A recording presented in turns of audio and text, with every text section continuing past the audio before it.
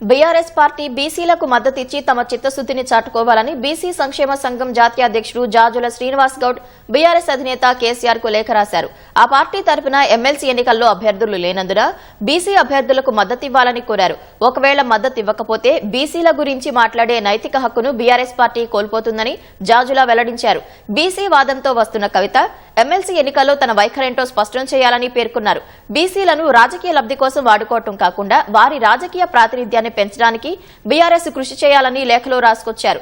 సిద్దిపేట జిల్లాలో ఏర్పాటు చేసిన సమావేశంలో పాల్గొన్న శ్రీనివాస్ గౌడ్ రాష్ట్రంలో ఇక నుంచి బీసీల శాఖ మొదలైందని, రానున్న అన్ని ఎన్నికల్లో బీసీలదే గెలుపు అని ఆశాభావం వ్యక్తం చేశారు. మీరు మళ్ళీ అధికారంలోకి రావాలంటే బీఆర్ఎస్ పార్టీకి ఒక బంపర్ అప్పరిస్తున్నారు. మీరు ఈ ఎన్నికల్లో నిలబడలేదు కాబట్టి బీసీ బిడ్డలకు మద్దతు ఇవ్వండి. అప్పుడు నిజంగా బీసీల పట్ల బీఆర్ఎస్ పార్టీకి చిత్తశుద్ధి ఉంటుంది అని మేము నమ్ముతాం.